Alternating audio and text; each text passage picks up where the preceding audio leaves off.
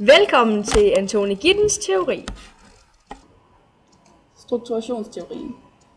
Giddens bruger strukturationsteorien til at forklare, hvordan individet handler i samfundet, og forklare, hvordan sammenhængen er mellem strukturen i samfundet og individerne i det. Når man ser på tegningen, kan man se, at alle handlinger binder aktøren og strukturer sammen. Agenten er den aktive.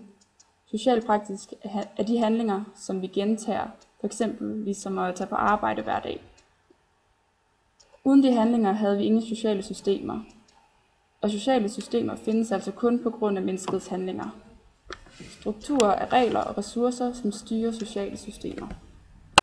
Modernitet. Det moderne samfund kan karakteriseres ved 4 dimensioner: kapitalisme, industrialisme, statens overvågning og militær udvikling. Disse 4 institutioner hænger til en vis grad sammen med hinanden, og de opstod først i 1800-tallet. Den militære magt er afhængig af industrialismen i det, at de skal lave våben, kampvogne og fly. Med industrialismen kom kapitalismen ved, at man selv har retten over sine penge, men der er stadig en vis overvågning over det. Ligesom der også er overvågning over den militære magt, fordi i dag er der en samlet militær magt, men før 1800-tallet har den militære magt været spredt rundt hos de velhavende stormænd, og på den måde er der en vis sammenhæng mellem de 4 dimensioner. Ekspertsystemer. Giddens mener, at de samfundsmæssige strukturer blev forandret meget hurtigere end førhen. Han beskæftiger sig med frisættelsen af individer i det senmoderne samfund, hvor han mener, at familier er under stor forandring. Vores liv er blevet mindre socialt, fordi vi ikke ordner tingene i det lokale mere. I dag ordner man tingene igennem fjerne ekspertsystemer. Og når jeg siger det, kan det fx være sådan noget, som at sende penge til hinanden. Eksempel i gamle dage handlede man i samme rum.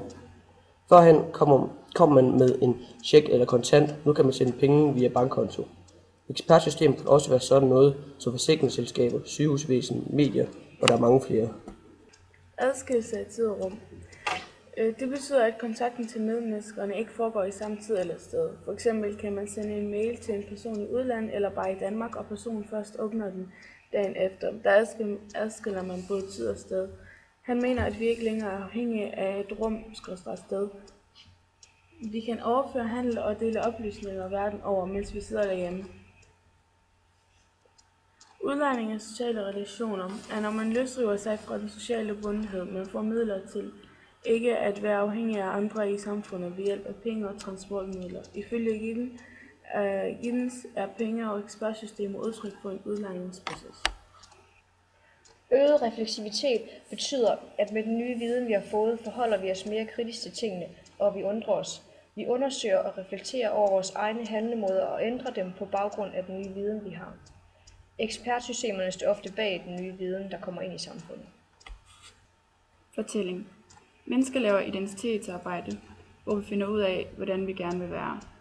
Vores identitet er skabt igennem vores handlinger, og vores handlinger giver på samme tid også en fortælling. Alle individer har en fortælling, som bruges til at give os en helhed.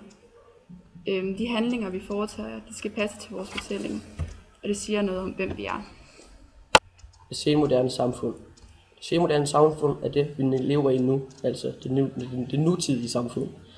I det senmoderne samfund er identitetsdannelsen usikker og et refleksivt projekt. Vi er selv ansvarlige for, hvad vi gør os til. Det gælder om at træffe de rigtige valg for at blive ved med at have vores selvskabte identitet.